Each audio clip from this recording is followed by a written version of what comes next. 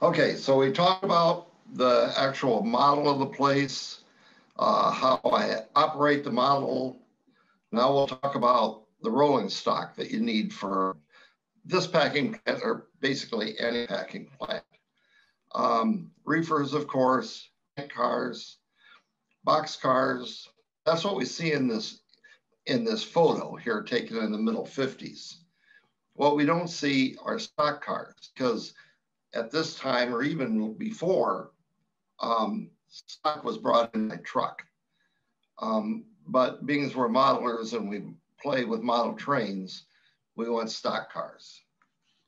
So we'll talk about these different cars, how I adapted models to be more like a prototype. This is a great photo here taken in the early 50s.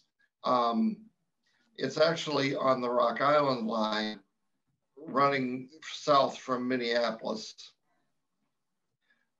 These cars would be going to South St. Paul, to the armor plant there. But what's interesting about it is the first two cars, from the one with the Spleebler on the left, the one next to it, are basically the same model car. And then the next three, back to that signal, which is a ball signal actually, where you get the high ball from, are the same type of car. But you'll notice they're actually painted different. So if you're going to model a packing house, or even a distribution center or a packer, you want that packer's cars.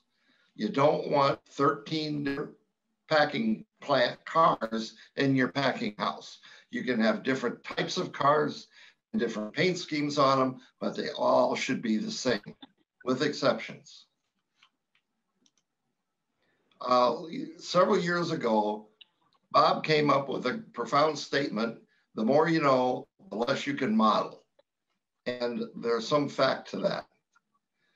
But we'll start with looking at the reefers. Everybody, when you think of a packing house, you think of reefers. In that top photo, there are 1, 2, 3, 4, 5, 6, 7, 8 reefers, three different styles, and just 2 different paint schemes, I guess, in that photo. I picked out 4, I guess. There are 3 different cars and different paint schemes. This is a roundhouse old-timer reefer, 36 foot. Packing plant cars, meat packer cars, wood ones were usually 37 feet. But, you know, what's a foot amongst friends? This shows I scraped off all the molded on garbage and added nut and bolt castings, some bits of plastic, T-grab irons, did the brake stuff underneath. And you can take a saw here and make a purse out of it. This would be that car. This is an early paint scheme. Whether it would still be around when I modeled, I do not know, but I wanted one anyway. So here's that paint scheme. Now, I'm not sure, I don't remember if these are decals by Champ or Walthers or Jerry Glow. Jerry Glow was making me a lot of decals at this time period. And these old cars ended up with special markings on them that were for dried blood or bone parts, things like that. These were specialty cars, these old guys. Here's the same car basically in a newer scheme.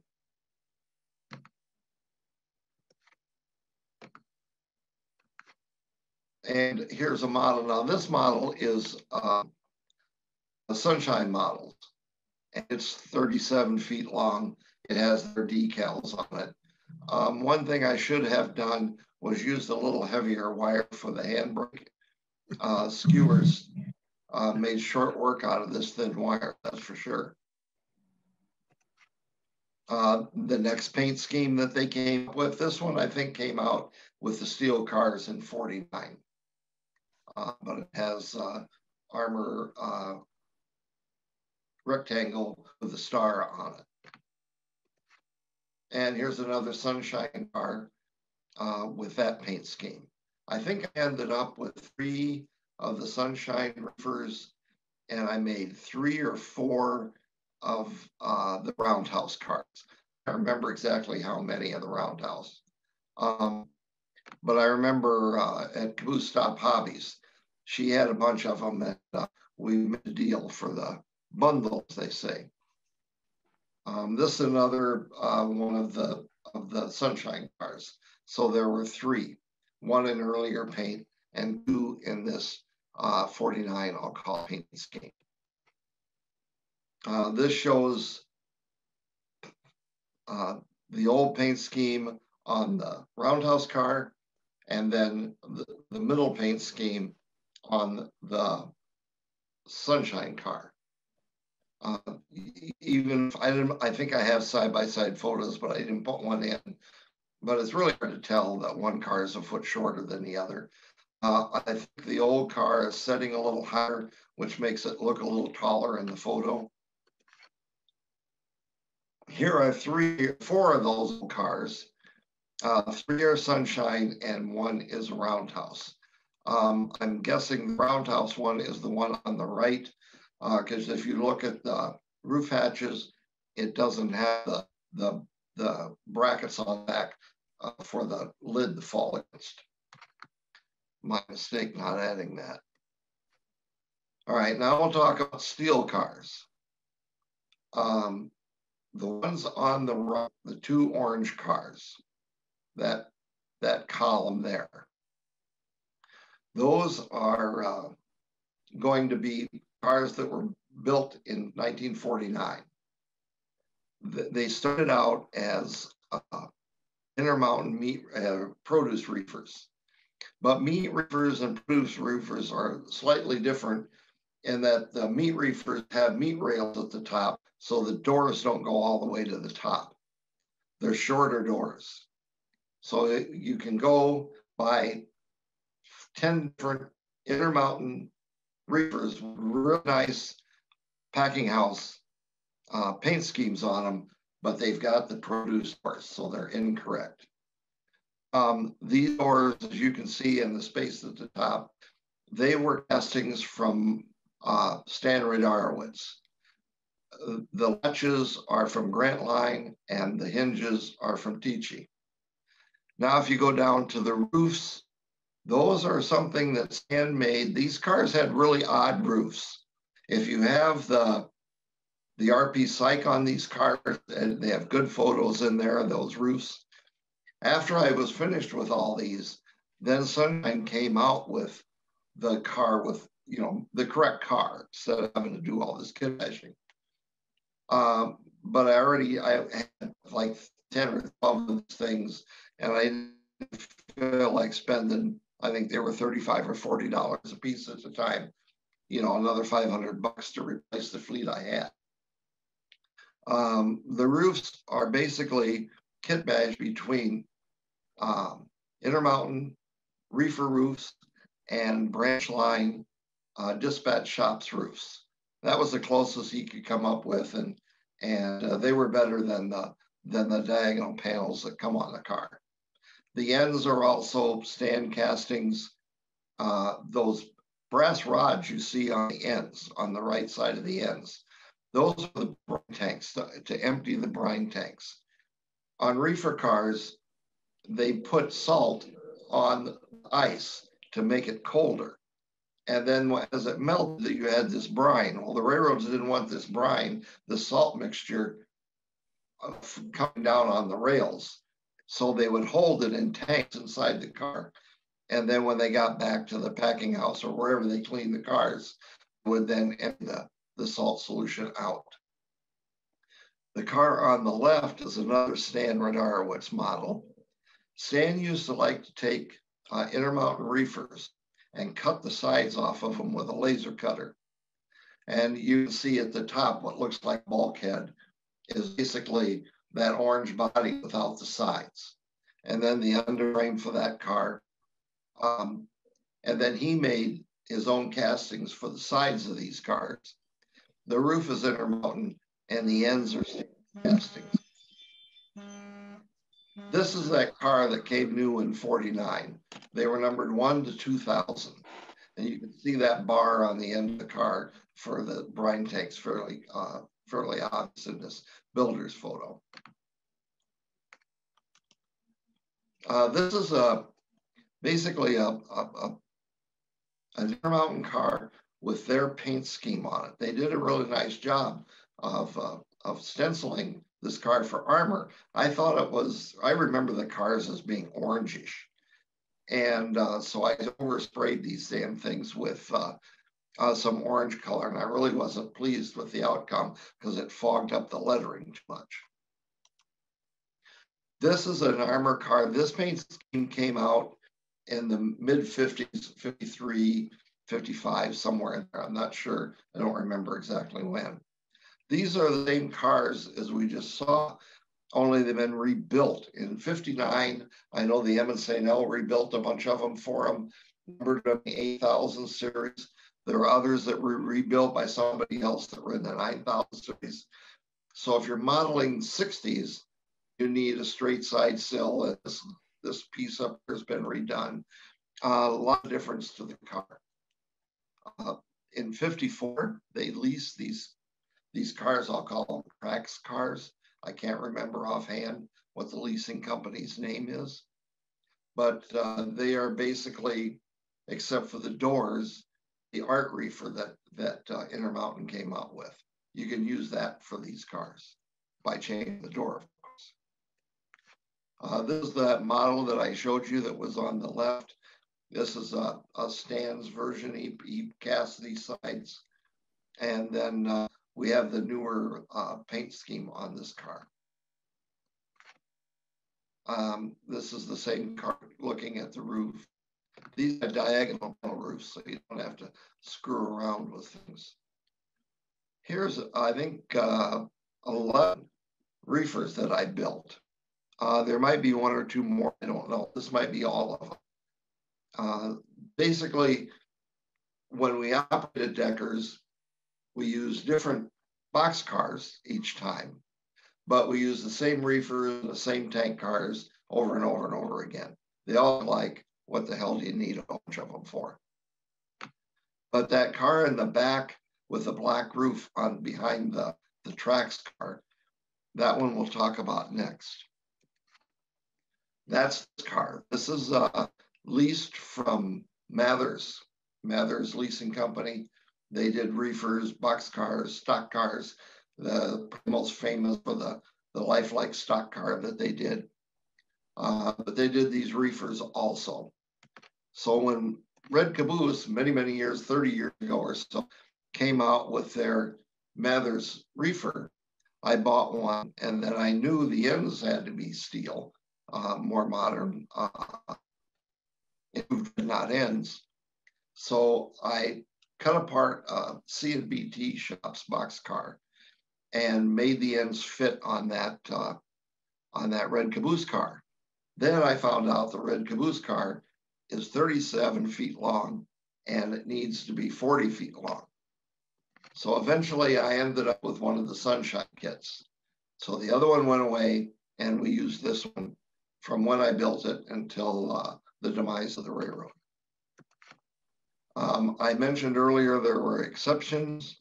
If you look at this photo in Mesa City of the Milwaukee M&L transfer, behind the 2 box cars, you'll see 2 armor cars, and then possibly an M&L box car, and then more armor cars.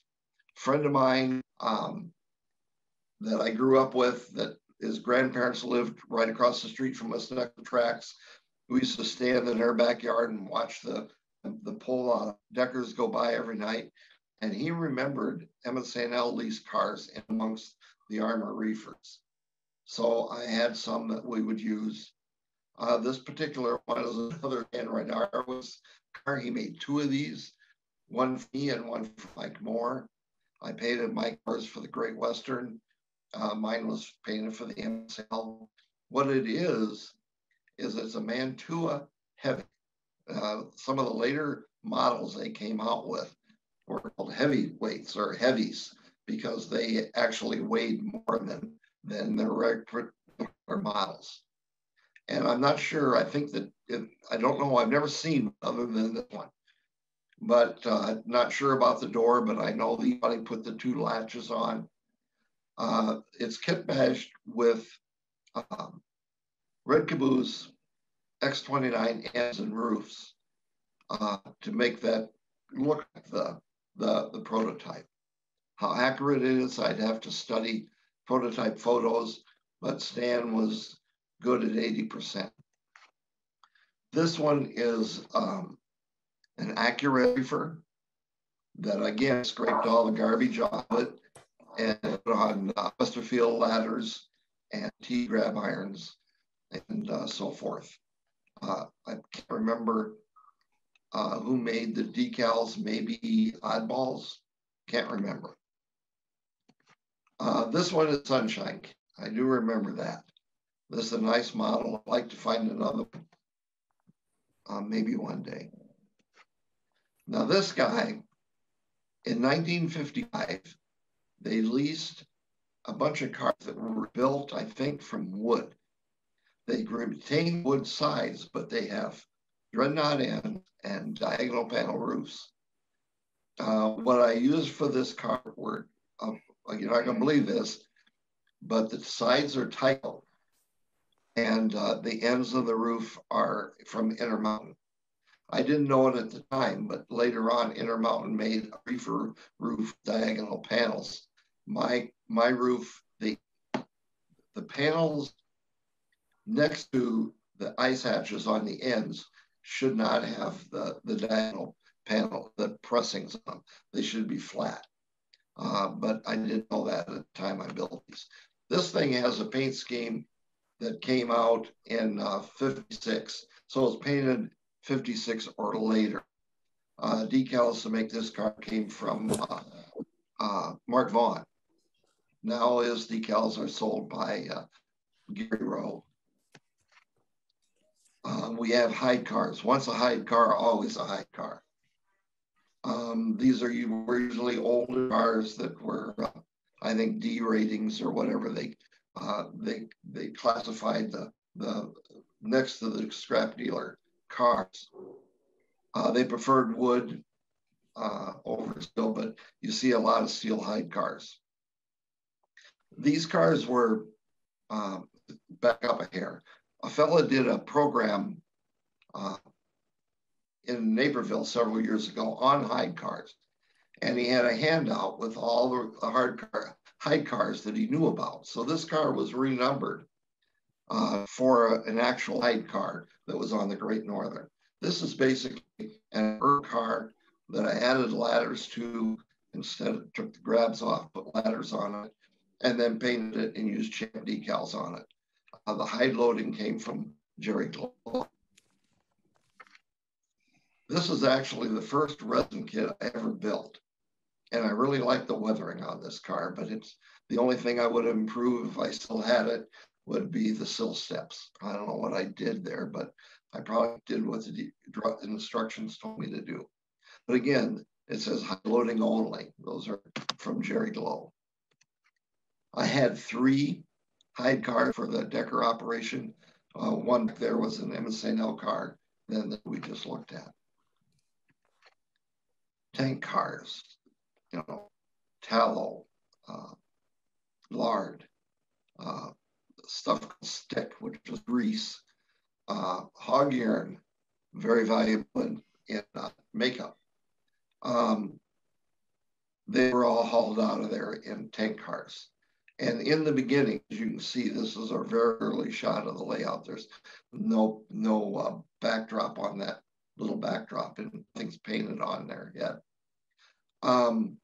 These are just standard out of the kit box. Proto 2000 red caboose or Intermountain tank cars. I really like these cars. These are radial course tank cars, a little different than what you normally would get. This is a resin kit by Southern Car and Foundry, real similar to the one we just looked at in that photo. Really nice kit. I know a lot of tank cars are a bear to build, or I've been told that. I built about 5 of these cars, and they're all, you just take your time putting them together. This one shows the underframe, the top and from the top and from the bottom pieces. There's probably, I don't know how many parts there are here, but it's not that difficult. If you build anything, any parts, these are not out of the realm. This one is ready for paint. The only problem I struggled with was getting the ladder, the railing on straight. I had trouble with any of these tank cars. So here's that tank car when it's painted, ready for the layout. Now the spillage on these cars I built as if it was tallow or lard or something. So it's a whiter spill than if it were a petroleum product. Here's another one of those cars that I built. This is an earlier model. It has the man opening at the top. It's a screw-on cap, and the relief valves are on the side. And here's that car when it's painted, ready for the layout. And here are the 2 cars together. They're basically the same car, just a little different treatment on the dome. Years ago down at Cocoa Beach, Andy Carlson was showing a slide collection of somebody from California that he knew. And here come this Armor 8,000-gallon tank car. And I about pooped my pants when I saw that. And Andy was kind enough to send me a copy of the slide. The top shows the model that I built to try and duplicate that. The first time I had the photo at the top first, before that 8,000-gallon car. The top one is a 10,000-gallon car. And my first attempt at it was just scraping everything off the Lifelike Proto 2000, Lifelike crap, Proto 2000 quality model, and adding rivets. And I thought I could do better than that. So I decided to wrap the car so it looks like it has those radial course pieces to the tank. There's 5 pieces, 3 overlap the 2 dark ones. Also used Archer tank car rivets. The only trouble with this was cutting around for the dome and the rivet, 2 rows of rivets up there. Other than that, it was not bad at all. This would be that car painted and put on the layout. This is I built 2 of these cars evidently. This one was a different number. So we had at least 4 tank cars for Deckers. There may have been more. Well, I know there's 5 because when I look at another one. There's a little bitty picture that's up at the top. I blew it up as big as I could to make it so that it was still at least seeable. Not legible, but seeable. And I sent that little photo, probably an inch on your screen if you don't blow it up, to Jerry Glow and asked him to do what he could for decals.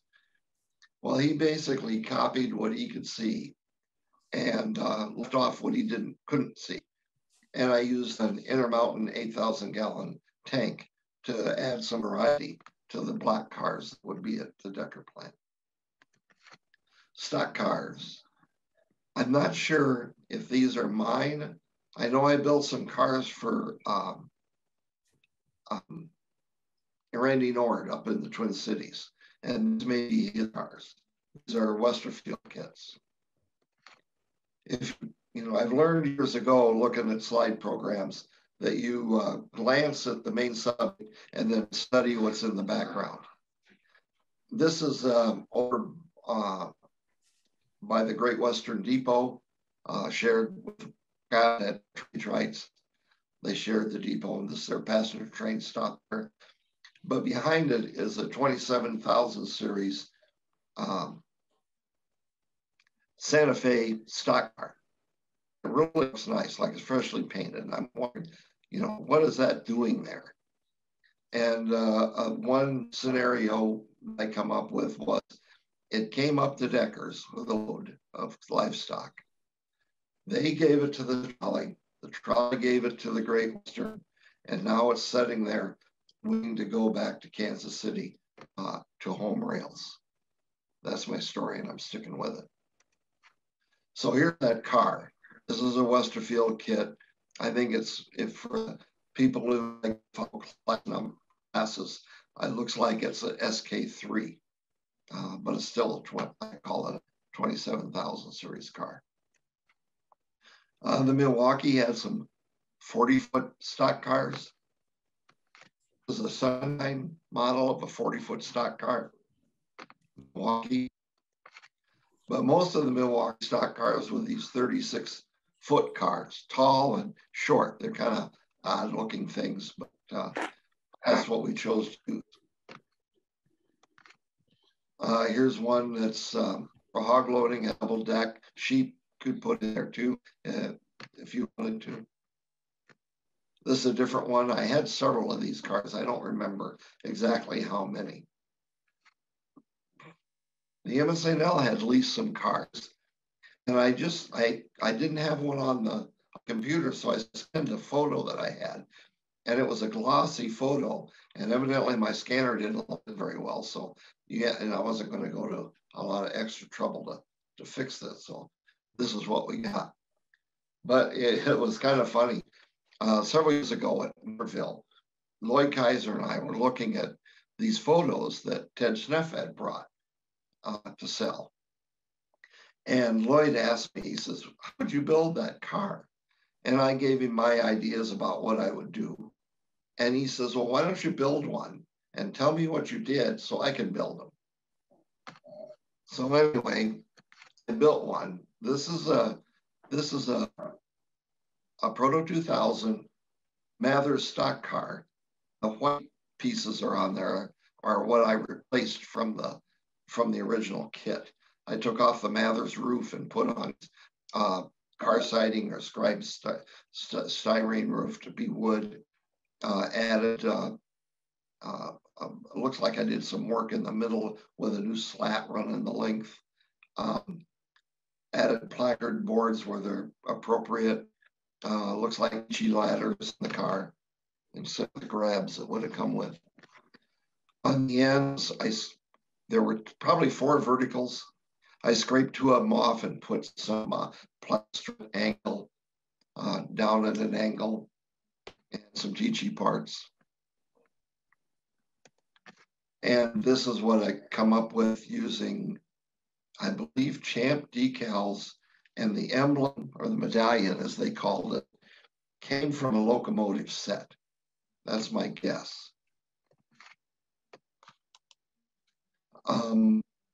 I come up with these armor leased cars from General American also. And to try and do a better job than I did on the last one, but I still screwed up. If I can use you'll notice these slats here go would be the boards that on the floor of the car. There's one slat there and then slats all the way up. And when I built mine, scratch built my sides, I should have actually cut down to right here where this lettering is, right at the bottom of the door all the way across. But I screwed up again and didn't do that. But this one is basically scratch built sides. I have a lot of photos of how I did this, but we're going to look at them now. And this would be the car when it's ready for paint. Did some work on the door because it was too short. Again, the TG ladders and brake gear. Changed the trucks out, look like AccuRail trucks. KD couplers, intermount wheels. A little better picture of the M than that car I did 30 years ago. And here's that car painted with decals from Jerry Glow. I think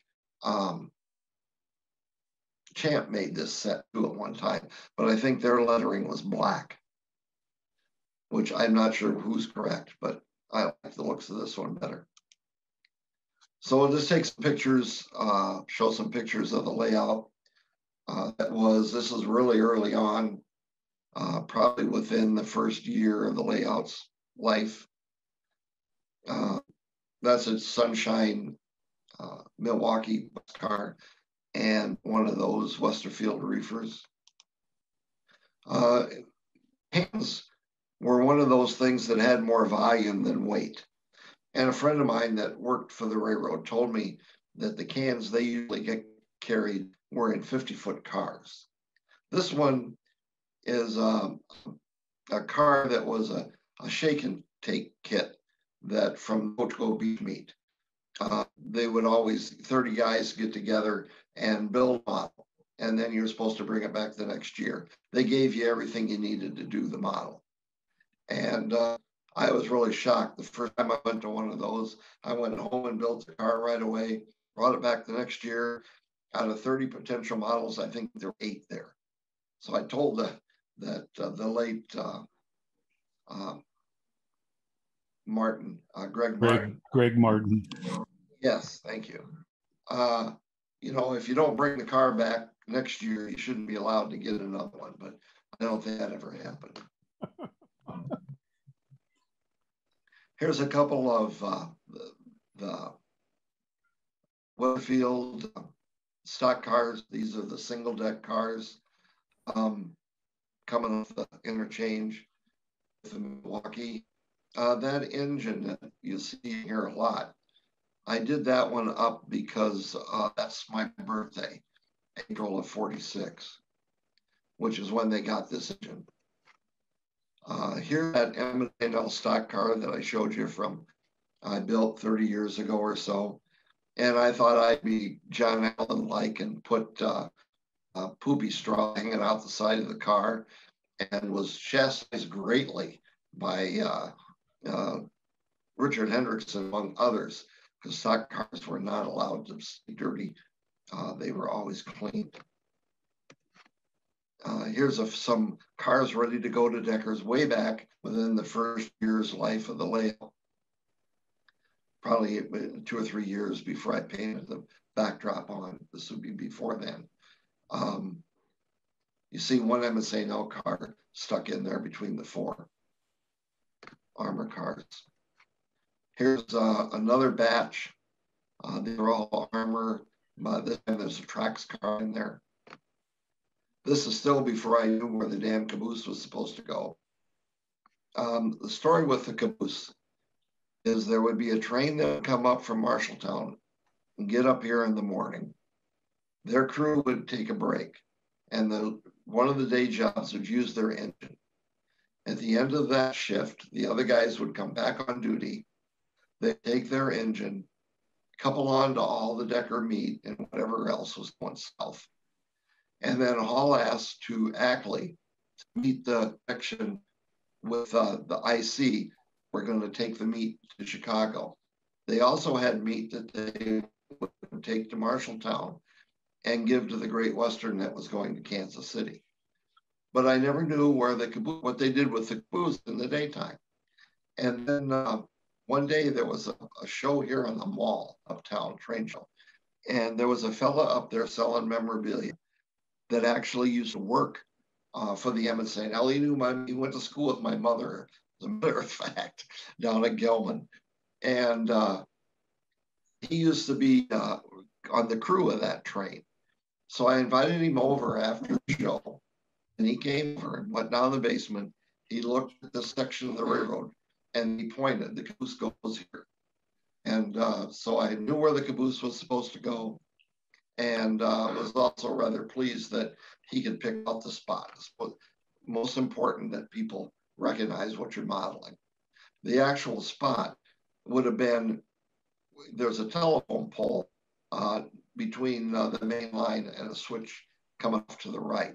It would be at the on the track to the left of the main line, back at the top where that telephone pole. That's where they kept the caboose.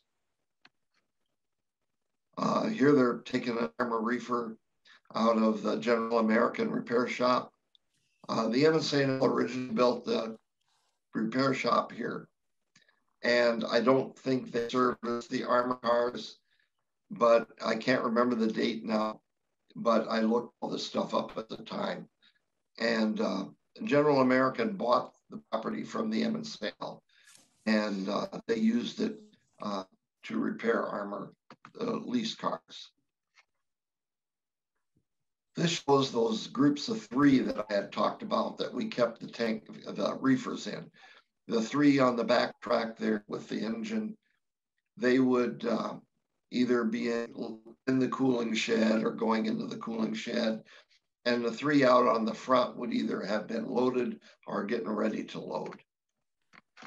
And this is the engine has now come out, and he's coupled onto that tank car and those 3 reefers that were sitting out there. Oh, last time Bob had brought up that Run 8 or Chumley or Little Huey, whatever we call him, had no trouble going, but had a lot of problems stopping. And you see that armor truck that I have sitting there kind of blocking the alignment between the street on the railroad and the one on the backdrop. And you see those 2 tracks basically do not have doors on the ends. And he would have, I think his goal was to see if he could push that truck clear across the road and onto the grass on the other side. And then finally, I ended up giving him the truck. I said, "You like this truck so well, you can have it." The driver's too traumatized to go anymore. This is the famous underpass, the 13th Street Northwest underpass. Early on, you see 3 of those built plastic car or tank cars there. They've been weathered up some at this time. This is kind of a tribute to the South Marty photo at the bottom. You know, I live here, so I can go over and look at that bridge. I never measure anything, but I could look at that bridge. But if somebody wants to model it that doesn't live here, this photo would help them out a great deal. Okay, this is the headed south of town, just up over the hump by Swift. The train, railroad went up a hill to the south. The high point, basically between here and Marshalltown, there were 2 spots. One was here where they crossed the Northwestern by the Swift fertilizer plant, and the other one was down Steamboat Rock. Yeah, I'm thinking Steamboat Rock, but there was also another place up north of Ackley that this train would have trouble at. There was a grade up by Faulkner, I think, somewhere in that area. When they had their full, they were usually overloaded for the engine capacity. A lot of times the yard engine would have to push them to get them up over this hump. But anyway, the guy's up here and he's in Run 8 heading for Ackley. And that's the end of the presentation. But I do have one more slide. This is in the, I don't know what, oh, you know what I did? I'm looking at these signals and they look like they're lit. And actually I did that in some kind of a early Photoshop thing the guy gave me. And all I knew how to do was what you're looking at, making the lights look like they're on. But I want to, you know, give tribute to the people there's some people on here that knew Mike more. He passed away about a year ago. It's Mike in the blue with the arrow stuck in his head. And this was down at Cocoa Beach after hours. There are some people on here that I recognize, some that I don't. Some you may recognize, some you might not. The guy with his back to us at the lower left with his head in his hands is Mott Switzer. The other fellow with his elbow on the table, the black hat, that's Mark Vaughn for the decal guy. If you look right above Mott's head, you'll see Dick Berry. Next to Dick Berry is John Greedy and Mike, and then with his eyes closed, trying to stay awake, is Chet French. Standing in the background, the blue shirt is Skylar Larrabee from Boston. And then sure looks like Doug Harding next. It is. And then the orange shirt is Ted Schneff from Chicago. And then the late Stan Rodharowitz, who had been a good friend of mine who I was talking with, tribute to him too for his armor work. The fella in the black top and black shirt, I didn't recognize. And the guy in the blue sweater, he's at all of the RPM meets, and I'll be damned if I can remember his name. That's Gregor Moe. Gregor Moe, yes, Moe, correct. Okay, thank you very much. Sure. But anyway, that's at the end of the program. Thank you all for indulging. If there's any questions, you can ask, but I probably don't know the answer. Clark, have you seen the book called The Great Yellow Fleet? Yep. Good. An absolutely amazing piece of writing. Yes, but it's on Protus reefers. Well, okay, it is, but and you have to be careful because there's a lot of misinformation in that. The fellow who wrote it, some of his research was not accurate. So, well, didn't Tony Thompson put out a second edition of that book? Not The Great Yellow Fleet. He did a second section on his PFE book. PFE. Okay, I'm confusing too.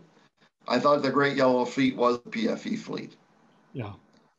No, the Great Yellow Fleet was the guy from the Smithsonian put a lot of it together, but the editor made a lot of changes.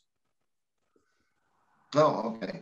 Yeah, I've seen the book, but I was thinking it was the one on, I'm confused. I thought it was the one on PFE that Tony Thompson and another fellow wrote. Well, I shall burn mine tomorrow. Don't do that. It's got great photos. I wouldn't do that. Nope, I would not do that.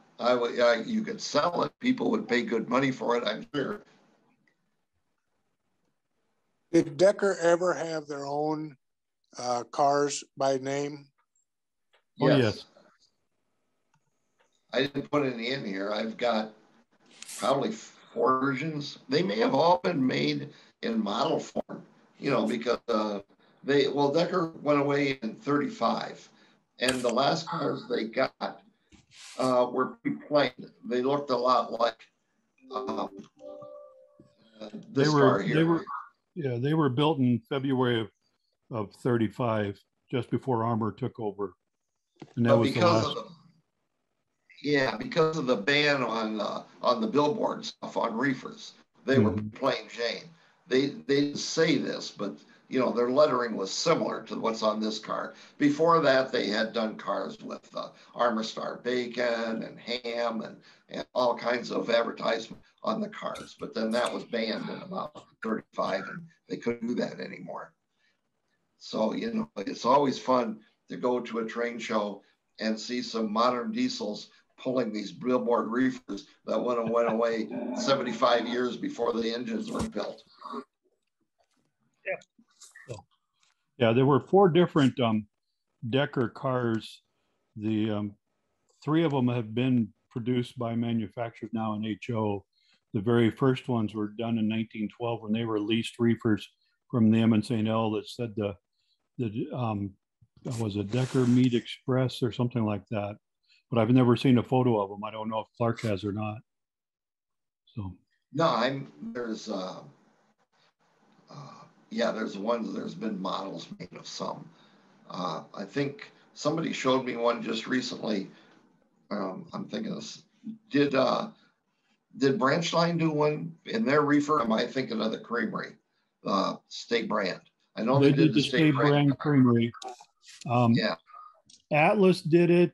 Rapido did the latest paint scheme, the very plain one, because I sent them the information for that. Roundhouse, now Athern, has done the Iowana Hams one. Atlas did the one with the lettering on the roof on their main reefer. So. Yeah, Champ used to make decals for all of those different billboard cars. There's a fellow that has a pile of Champ decals, and he may have some if anybody's interested. And Clover House has also got some Decker decals, or dry transfers, I should say. Yeah. But you can see here that in this photo, most of these cars have the 53 lettering with a large armor on them. This was taken in, I don't know, 55, 56. I'd have to look at the information on the photo. Yeah. There's some more back, 3 more back here. Looks like there's some out here. Yeah, the cars with Decker lettering on them disappeared around 1941. I think that's when their lease expired because they were no longer listed in ORER as Decker cars. So Armour probably, if Armour kept the cars, they probably had them repainted at that time and relettered. So.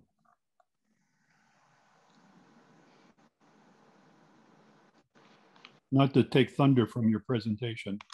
So. Oh, no, I didn't show any of that stuff because I didn't model that stuff. So, yeah.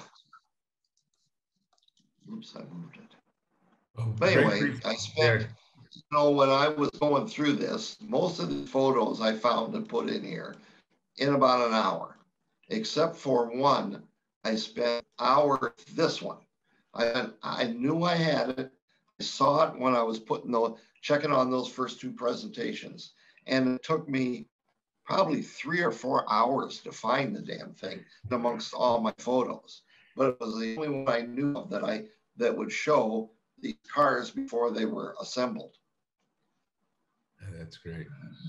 But otherwise, most of these photos were easily, I put this thing together in probably, except for the 4 hours looking for that car, there's probably 2 hours time involved. Right.